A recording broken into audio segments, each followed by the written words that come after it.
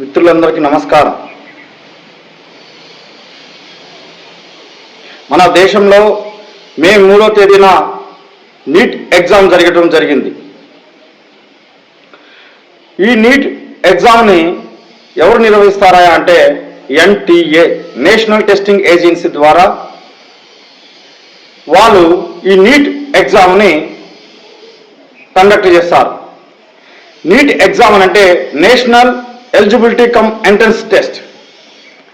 మరి ఈ ఎగ్జామ్ ద్వారా ఎంబీబీఎస్ డాక్టర్స్ అయితే వాళ్ళందరూ కూడా వాళ్ళు ఈ ఎగ్జామ్ని రాయటం జరుగుతుంది. ఇది నేషనల్ వైడ్గా ఉంటుంది. ఇక రాష్ట్రాల వైడ్గా చూసినప్పుడు మనం ఎంసెట్ అనేది మనం చూస్తూనే ఉన్నాం. మరి మే 3వ తేదీన ఈ ఎగ్జామ్ జరిగింది. జరిగిన తర్వాత మే 12వ తారీఖున ఎగ్జామ్ క్యాన్సిల్ అని చెప్పడం అనేది మనం పత్రికలలో చూసాం. మరి మే 3వ తేదీన ఎగ్జామ్ జరిగితే మే 12న క్యాన్సిల్ జరిగింది అనేది, అంటే దాదాపు 9 రోజులు 10 రోజులు తర్వాత ఆ యొక్క మాట చెప్పడం అనేది జరిగింది. మరి ఈ 10 రోజుల గ్యాప్లో ఏం జరిగింది, అసలు ఎందుకు ఈ నీట్ ఎగ్జామ్ని క్యాన్సిల్ చేయడం అనేది జరిగింది అనేది అంశాన్ని తెలుసుకునే ముందు మన ఛానల్ని ఖచ్చితంగా సబ్స్క్రైబ్ చేయండి మిత్రులారా. అదేవిధంగా లైక్ చేయండి, కామెంట్ చేయాలని కోరుకుంటున్నాను. అయితే ఈ నీట్ ఎగ్జామ్ మే 3వ తేదీన జరిగింది. ఈ 3వ తేదీకి ముందు 2వ తేదీన ఏం జరిగిందంటే రాజస్థాన్లోని షికర్ ప్రాంతానికి చెందినటువంటి ఒక వ్యక్తి, కేరళలో ఎంబీబీఎస్ చేస్తున్నటువంటి ఒక వ్యక్తికి వాట్సాప్ ద్వారా ఒక పీడిఎఫ్ ఫైల్, దాన్ని ఓపెన్ అయ్యేటువంటి ఒక పాస్వర్డ్ని పంపించాడు. పంపిస్తూ ఈ వ్యక్తి ఏం చేసిందంటే, నీకు నేను నీటికి సంబంధించిన ఒక గెస్ట్ పేపర్ పంపిస్తున్నాను, మోడల్ పేపర్ పంపిస్తున్నాను, మీకు ఎవరికైనా అది ఉపయోగకరంగా ఉంటుందేమో చూసి దాన్ని యూజ్ చేసుకుని అనేది అని చెప్పారనమాట. ఆ చెప్పిన తర్వాత ఇప్పుడు ఆ కేరళలో ఎంబీబీఎస్ చేస్తున్నటువంటి వ్యక్తి కూడా ఏ ప్రాంతమో కాదు, ఆయన కూడా రాజస్థాన్ శిఖర్ ప్రాంతమే. అయితే ఆ వ్యక్తికి ఆ వ్యక్తి యొక్క నాన్నగారికి శిఖర్ ప్రాంతంలో ఒక హాస్టల్ ఉన్నది. ఆ హాస్టల్లో కూడా చాలా మంది నీట్కి ప్రిపేర్ అయ్యేటువంటి విద్యార్థులు కూడా చాలా మంది ఆ హాస్టల్లో ఉంటున్నారు. అయితే ఈ కేరళలో చదువుతున్నటువంటి వ్యక్తి ఏం చేశాడంటే, ఇక ఇప్పుడు నాకు ఎటువంటి అవసరం లేదు కదా, మా నాన్నగారికి పంపుదాము, మా నాన్నగారికి పంపితే అక్కడ చదువుతున్నటువంటి నీటికి ప్రిపేర్ అయ్యేటువంటి పిల్లలకి ఎవరికైనా సరే ఉపయోగంగా ఉంటుందని చెప్పేసి ఆయన ఏం చేసిందంటే వాళ్ళ నాన్నగారికి అది పంపారు.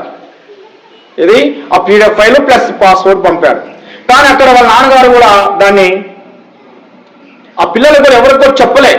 కానీ ఇతను ఏం చేశాడంటే, ఒక నీట్ కోచింగ్ సెంటర్లో కోచింగ్ సెంటర్ ఇచ్చేటువంటి ఒక కెమిస్ట్రీ లెక్చరర్కి ఏం చేసిందంటే, సార్ ఒక గెస్ట్ పేపరు మీకు పీడిఎఫ్ ఫైల్ పెడుతున్నాను, అదేవిధంగా పాస్వర్డ్ కూడా పంపిస్తున్నాను, మీరు అది కొంచెం చూడండి, చూసి ఎవరైనా మీకు ఏదైనా మీ స్టూడెంట్స్కి ఉపయోగపడితే దాన్ని యూజ్ చేయండి అని చెప్పడం జరిగింది.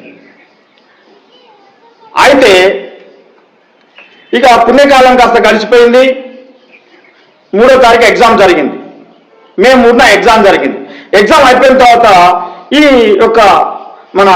ఈ కెమిస్ట్రీ లెక్చరర్ గారు ఏం చేసిందంటే ఆ పీడిఎఫ్ ఫైల్ను ఓపెన్ చేసి చూశాడనమాట. చూసిన తర్వాత దాంట్లో దాదాపు 135 ప్రశ్నలు నీట్ ఎగ్జామ్ పేపర్లో వచ్చినటువంటి ప్రశ్నలు అంటే కరెక్ట్గా పోలి ఉన్నాయన్నమాట. అది చూసినటువంటి ఆ కెమిస్ట్రీ లెక్చరరు ఆశ్చర్యానికి గురయ్యాడు. అరే ఇదేంద్ర గెస్ట్ పేపర్ అన్నారు, ఇది తీరా చూస్తే యాస్టీజ్గా నీట్ పేపర్గానే ఉన్నది, ఎక్కడో ఏదో జరిగిందిరా బాబు, దీన్ని ఎట్టైనా సరే మనం అది అధికారుల దృష్టికి తీసుకుపోవాలని ఆయన ఏం చేసిందంటే, పాపం ఆ రాజస్థాన్ శిఖర్ ప్రాంతంలో ఉన్నటువంటి ఒక పోలీస్ స్టేషన్కి వెళ్ళి ఫిర్యాదు చేయబోయింది. ఇట్లా సంగతి సార్ ఇట్లానంటే పాపం వాళ్ళు కూడా నమ్మలేదండి. ఏదైతే చెప్తున్నారా బాబా అని చెప్పేసి వాళ్ళు కూడా ఆయన్ని నమ్మకుండా తిప్పి పంపించాడంట. పంపించేసరికి ఈయన ఏం చేసిందంటే పాపం ఇక వచ్చింది 3వ తారీఖు నైట్ అదే అటు వచ్చి ఆయన ఒకటే ఆవేదన పడుతున్నాడు, బాధపడుతున్నాడు, ఏం చేయాలని. 3వ తారీఖు నుంచి 6వ తారీఖు వరకు కూడా ఆయన ఏం చేసిందంటే ఒకటే మదన పడ్డాడు, ఏం చేయాలి అని చెప్పేసి. ఇక లాస్ట్కి అతను ధైర్యం చేసిండు అనమాట. ఏమని ధైర్యం చేసిందంటే ఆ యొక్క స్క్రీన్ రికార్డులు మొత్తం చేసిండు అనమాట. అంటే పీడిఎఫ్ ఫైల్ రావటం, పాస్వర్డ్ తోటి దాన్ని ఓపెన్ చేయటం, తర్వాత ఏమేమి అన్ని కూడా స్క్రీన్ రికార్డులు తీసి మొత్తం కూడా ఎన్టీఏకి అంటే నేషనల్ టెస్టింగ్ ఏజెన్సీకి మెయిల్ పెట్టారు. అంటే 7వ తారీఖు మెయిల్ 6వ తారీఖు నైట్ పెడితే 7వ తారీఖు వాళ్ళు చూశారనమాట. చూసి అరే ఇది నిజంగా పేపరు లీక్ అయిందిరా బాబు అని చెప్పేసి వాళ్ళు ఏం చేశారంటే 8వ తారీఖున ఇంటెలిజెన్స్ బ్యూరోకి వాళ్ళు ఫిర్యాదు చేసి ఎంక్వైరీ చేయడం జరిగింది. ఎంక్వైరీ చేసిన తర్వాత 12వ తేదీన ఇక వాళ్ళు 11వ తారీఖున మొత్తం కన్ఫర్మేషన్కి వచ్చేసి 12వ తేదీన ఏం చేశారంటే ఈ నీట్ ఎగ్జామ్ని క్యాన్సిల్ చేశారు. ఈ క్యాన్సిల్ చేసినటువంటి వ్యక్తి కూడా ఎవరో మన కేంద్ర విద్యాశాఖ మంత్రి ధర్మేంద్ర ప్రధాన్. మరి ఈ ఎన్టీఏ ఆధార్కి ఎప్పుడైతే క్యాన్సిల్ చేశారో ఇక దేశంలో ఎగ్జామ్ రాసిన వాళ్ళందరూ కూడా చాలామంది ఇక ఆత్మహత్యలు చేసుకున్నారు. అంటే జనరల్గా ఒకసారి రాసినటువంటి పేపరు మంచిగా రాసినటువంటి పేపరు తర్వాత మంచిగా వస్తుందో రాదని భయభ్రాంతులకు గురవుతాడు. అదేవిధంగా అతను లోపల కొంచెం ఇంటర్నల్గా ఫీల్ అయ్యి చాలామంది మళ్ళీ సీట్ వస్తుందో రాదని చెప్పేసి కూడా దేశవ్యాప్తంగా చాలామంది చనిపోయారు. దాంతోపాటు వీళ్ళందరూ కూడా ఈ విద్యార్థులందరూ కూడా రోడ్డు మీదకి వచ్చి చాలా అల్లరి చేశారు. ప్రభుత్వానికి వ్యతిరేకంగా నినాదాలు ఇస్తుంటూ చాలా వాళ్ళు అల్లరి చేశారు. కానీ చేశారు, ఇదొక భాగం. ఇక తర్వాత అసలు ఈ పేపర్ ఎట్లా లీక్ అయింది అనేది మనం ఇక్కడ చాలా ముఖ్యమైనటువంటి అంశం. ఎట్లా లీక్ అయిందంటే ఎన్టీఏలో నేషనల్ టెస్టింగ్ ఏజెన్సీలో ఎగ్జామ్ పేపర్ని ప్రిపేర్ చేసిన ఒక ప్యానల్లో ఉన్నటువంటి ఒక సభ్యుడు పివి కులకర్ణి, ఈయన రిటైర్డ్ కెమిస్ట్రీ లెక్చరర్. ఇతను ఏం చేసిందంటే ఆ పేపర్ తయారు చేసిన తర్వాత ఆయనకు మరి ఏ రకంగానో మొత్తానికైతే ఆ పేపర్ని ఆయన తయారు చేసిన పేపర్ని మాత్రం ఎట్లో కట్ట చేసి బయటికి తీసుకొచ్చిండు. బయటికి తీసుకొచ్చి ఈయన కూడా కోచింగ్ ఇస్తున్నాడు. ఈయన కూడా ఏం చేసిండు, డైరెక్ట్గా దాన్ని జిరాక్స్ కాపీస్ తీసి విద్యార్థులకు ఇవ్వకుండా విద్యార్థులకు ఏం చేసిందంటే దాన్ని డిస్కషన్ రూపంలో వాళ్ళకి డిక్టేట్ చేసిండు అనమాట. చేసిన తర్వాత ఇతను ఏం చేసిందంటే ఒక బ్యూటీ పార్లర్ నడిపేటువంటి ఒక మహిళ, ఆమె మనీష, ఆమెకు ఏం చేసిందంటే ఇట్లా సంగతి, మన దగ్గర ఒక మోడల్ పేపర్ ఉన్నది, ఆ పేపర్ని మీ బ్యూటీ పార్లర్కి వచ్చేటువంటి మహిళల్లో వాళ్ళ పిల్లలు ఎవరైనా చదువుతుంటే చెప్పండి, వాళ్ళకి చేద్దామని అంటే ఇక ఆమె ఏం చేసిందంటే అరే ఇక ఈయనే క్వశ్చన్ పేపర్ తయారు చేసేటటువంటి వ్యక్తి కదా, ఈయన చెప్పిందంటే ఖచ్చితంగా ఉంటుందని చెప్పేసి ఈమె ఏం చేసిందంటే సరే అనే కొంతమందిని కూడగట్టి కొంతమందికి ఆ పేపర్ని ఏం చేసిందంటే ఒక వ్యక్తికి అమ్మింది. ఎప్పుడైతే ఆ వ్యక్తికి అమ్మిందో ఆ వ్యక్తిని పట్టుకునేసరికి ఇది మొత్తం కూడా బయటకు వచ్చేసింది. అంటే ఇక్కడ మనం ఇంతవరకు ఈ పేపర్కి లీక్కి సంబంధించినటువంటి అంశం. మరి ఒక్కసారి మనం అర్థం చేసుకోవాలి, ఈరోజు నీట్ ఎగ్జామ్ రాయటానికి ఒక పేదవాడి నుంచి మధ్యతరగతి పిల్లలు ఎన్ని కష్టాలు పడతారనేది, ఎంత ఇబ్బందికరమైన పరిస్థితుల్లో వాళ్ళు ప్రిపేర్ అవుతారో ఒకసారి కేంద్ర ప్రభుత్వం ఆలోచించాలి, కేంద్ర విద్యాశాఖ కూడా ఆలోచించాలి. ఎటువంటి ఆలోచించకుండా వాళ్ళు వెంటనే పేపర్ని క్యాన్సిల్ అంటే ఎగ్జామినేషన్ క్యాన్సిల్ చేయడం అనేది జరిగింది. ఎందుకు చేశారా అంటే మిలిటరీ విద్యార్థుల హక్కులు కాపాడడం కోసం, అదేవిధంగా ఎడ్యుకేషన్ మాఫియాను అరికట్టడం కోసం మాత్రం మేము క్యాన్సిల్ చేస్తున్నాం అన్నారు. ఈ క్యాన్సిల్ చేసిన తర్వాత మరి దీనికి నైతిక బాధ్యత వహించి కేంద్ర విద్యాశాఖ మంత్రి ధర్మేంద్ర ప్రధాన్ గారు రాజీనామా చేయాలి. మరి చేశారా? చెయ్యలే. మరి బీజేపీ ప్రభుత్వం, ప్రధానమంత్రి నరేంద్ర మోడీ గారు దీని మీద ఏదైనా ఒక్క మాట మాట్లాడాడా? మాట్లాడలేదు. మరి భారతదేశంలో ఉన్నటువంటి యువత ఏం ఆలోచన చేసిందనేది ఎవరికి వాళ్ళు అర్థం చేసుకోవాలి. యువత కూడా ఆలోచించాలి. ఒక్కసారి ఆలోచించండి. నీట్కి ఎగ్జామ్కి ప్రిపేర్ కావాలంటే లాంగ్ టర్మ్ కోచింగ్ తీసుకోవాలి. ఆ ఫీజు లేనిది హాస్టల్లో ఉన్నటువంటి అమ్మాయి కానీ అబ్బాయి కానీ వాళ్ళ యొక్క వసతులు కల్పించడానికి తల్లిదండ్రులు ఏ విధంగా కష్టపడతారనేది ఆలోచించాలి. కానీ ఇటువంటిది ఏమీ ఆలోచించకుండా కేంద్ర ప్రభుత్వం నిమ్మకి నీరెత్తినట్లుగా వ్యవహరిస్తూ ఉన్నది. మరి ఇది ఎంతవరకు కరెక్ట్ అనేది అందరం కూడా ఆలోచించాలి. మరి ఆ రకంగా జరిగినప్పుడు మరి ప్రధానమంత్రి గారు ఖచ్చితంగా ఏం చేయాలి? దీని మీద యాక్షన్ తీసుకోవాలి. ఈ పేపర్ లీక్లో చాలా మంది కూడా బీజేపీకి సంబంధించినటువంటి నాయకులు కూడా ఉన్నారు. మరి వాళ్ళ మీద కూడా యాక్షన్ తీసుకోవాలి. మరి వాళ్ళ మీద యాక్షన్ తీసుకోలేదు. కేంద్ర విద్యాశాఖ మీద యాక్షన్ తీసుకోలేదు. ఎన్టీఏ మీద యాక్షన్ తీసుకోలేదు. మరి ఈ రకంగా చేసినప్పుడు ఒక మామూలు కామన్ మ్యాన్కి కేంద్ర ప్రభుత్వం ఏ రకమైనటువంటి రక్షణ కల్పిస్తుంది, ఏ విధమైనటువంటి న్యాయం చేస్తుందో అర్థం చేసుకోవాలి. అలా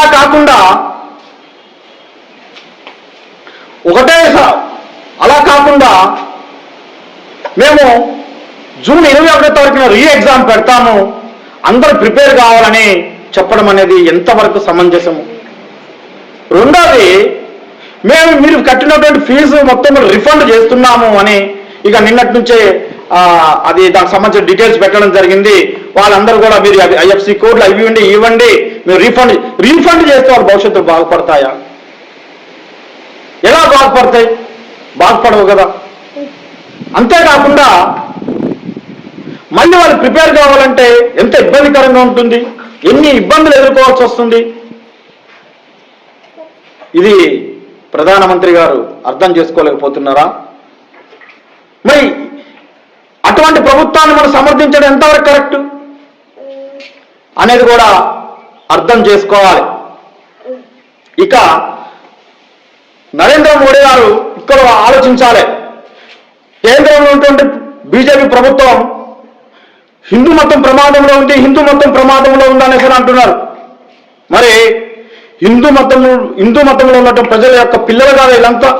మరి వీళ్ళ యొక్క జీవితాలు మొత్తం కూడా అంటే హిందూ మతం ప్రమాదంలో పడుతుందని చెప్పొచ్చు, కానీ హిందూ మతంలో ఉన్నటువంటి పిల్లలు వాళ్ళ యొక్క భవిష్యత్తు ప్రమాదంలో పడేయటం మీకు ఎంతవరకు కరెక్ట్ అనేది ఈ రోజు ఉన్నటువంటి యువత మొత్తం కూడా ప్రశ్నించాల్సిన అవసరం ఉన్నది. మరి ఎందుకు ప్రశ్నించలేకపోతున్నది అంటే ఇక్కడ ఒకటే అర్థం చేసుకోవాలి. జంజెడ్ యువత మొత్తం కూడా ఇక్కడ అర్థం చేసుకోవాలి. 2024లో కూడా ఇదే విధంగా నీట్ పేపర్ లీక్ అయింది. ఆ రోజు కూడా మళ్ళీ ఎగ్జామ్ పెట్టారు. అంటే ఎగ్జామ్లు పెట్టుకుంటూ పోతూ ఉంటే పిల్లల భవిష్యత్తు ఏం కావాలి? ఒక స్పష్టమైనటువంటి పరిపాలన విధానంలో కేంద్ర ప్రభుత్వం లేనప్పుడు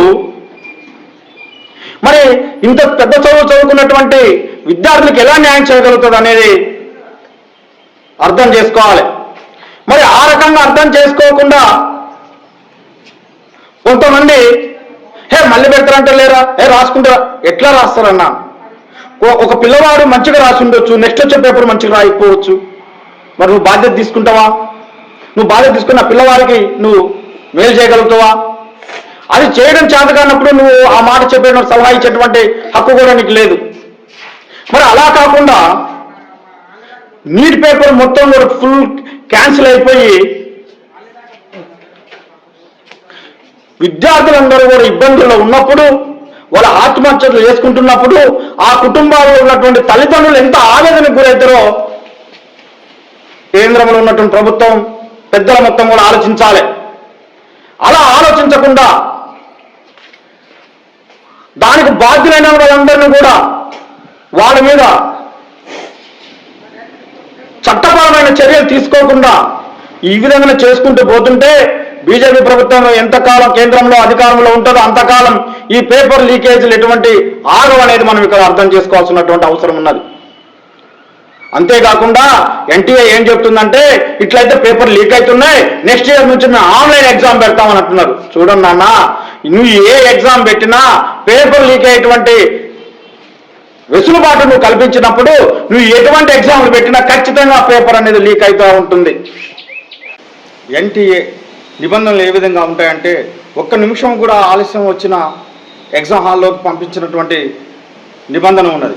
అంతేకాకుండా ఎగ్జామ్కి వచ్చేటువంటి అమ్మాయిలు ఆభరణాలు, బంగారు ఆభరణాలు అనేది ఏవి ధరించకుండా వాళ్ళ ఎగ్జామ్ హాల్కి అనేది రావాలి. మరి అంత కఠినమైన నిబంధనలు పెట్టినటువంటి ఎన్టీఏ మరి పేపర్ లీక్ విషయంలో మరి ఏ విధంగా వ్యవహరించిందో అనేది మనకి ఇక్కడ అర్థం చేసుకోవాల్సినటువంటి అవసరం ఉన్నది. అందుకనే విద్యార్థులు కానీ, యువత కానీ, మేధావి వర్గం కూడా ఇటువంటి జరిగినప్పుడు ఖచ్చితంగా, ముఖ్యంగా విద్యార్థి సంఘాలు కానీ, యువజన సంఘాలు మొత్తం కూడా ఇటువంటి జరిగినప్పుడు మూకమ్మడిగా ప్రభుత్వాన్ని ప్రశ్నించాల్సినటువంటి అవసరం ఉందనేది మనం గుర్తించాలి. మిత్రులందరూ, ఈ వీడియోని చూస్తున్న మిత్రులందరూ కూడా ఛానల్ని సబ్స్క్రైబ్ చేసుకోవాలని కోరుతున్నాను.